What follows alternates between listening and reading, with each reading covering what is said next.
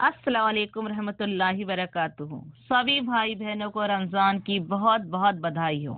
रमजान की पूरी कहानी आज का मेरा टॉपिक है। रमजान इस्लामिक चांद कैलेंडर का 9वां महीना है और इसे मुसलमानों के लिए सबसे बरकत वाला महीना माना जाता है। इस महीने की कुछ विशेषता है कि इसमें अल्लाह की रहमतें और बरकतें नाजिल होती हैं।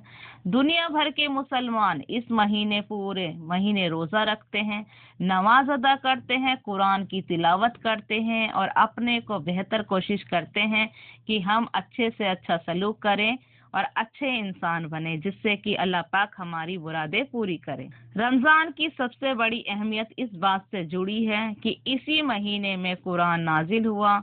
इस्लामिक मान्यता के अनुसार कुरान अल्लाह का संदेश है जो इंसानों के मार्गदर्शन के लिए भेजा गया है। कुरान इंसान को सही और गलत का फर्क सिखाता है और ये बेहतर जीवन जीने का तरीका बताता है। रोजे की शुरुआत और नियम। रमजान में हर बालिग मुसलमान पर रोजा रखना फर्ज माना गया है। हालांकि बीमार, गर्भ से छोटे बच्चे और या मुसाफिर को छूट दी गई है। रोजा सुबह सहरी से शुरू होता है। सहरी में लोग फर्ज की अजान से पहले खाना खाते हैं। उसके बाद पूरा दिन तक कुछ खाना पीना नहीं होता।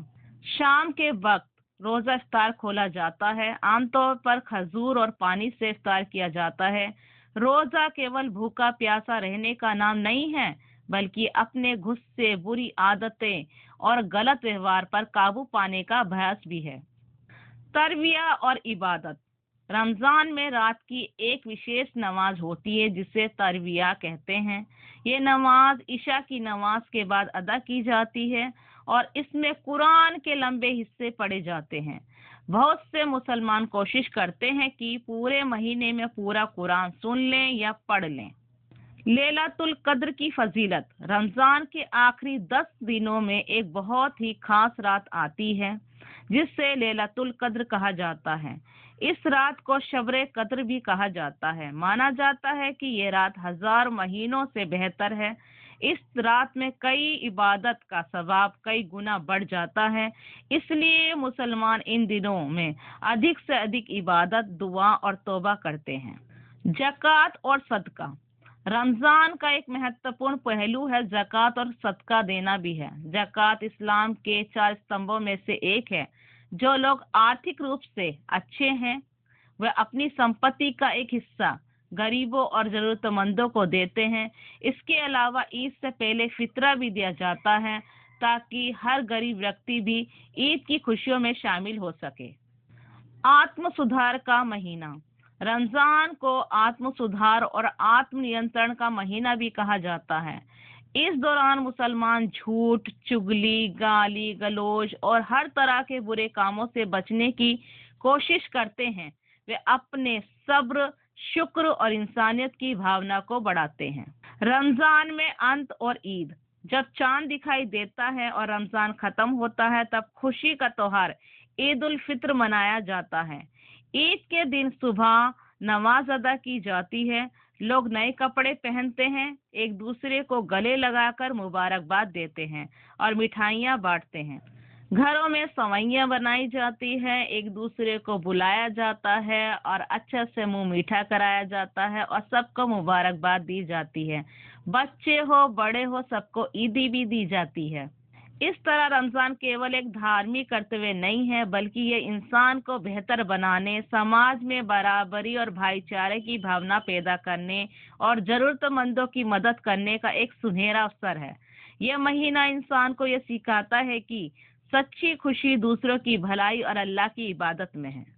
क्या आपको पता है सबसे पहले रोजा किसने रखा और क्यों रखा था? दुनिया में सबसे पहला रोजा हजरत आदम अलैहिस्सलाम ने तब रखा था जब उन्होंने शैतान के बरगलाने पर पेड़ का वे फल खा लिया जिसे अल्लाह ने मना किया था।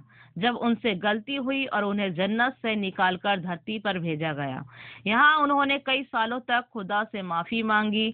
उन्हें अल्लाह ने उस गलती की माफी दी और उन्हें रोजा रखने को कहा।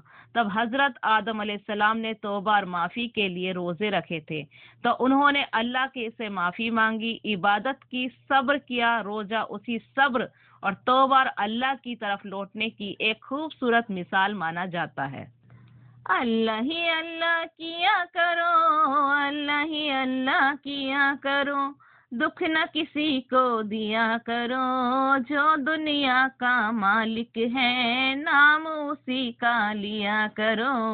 अल्लाह ही अल्लाह, अल्लाह ही अल्लाह, सच की राह पर चला करो, दुख न किसी को दिया करो, जो दुनिया की मालिक है नाम उन्हीं का लिया करो।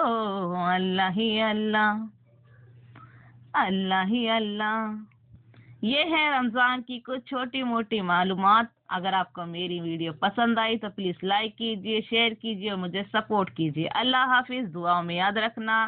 सभी भाइयों को रमजान की मुबारकबाद।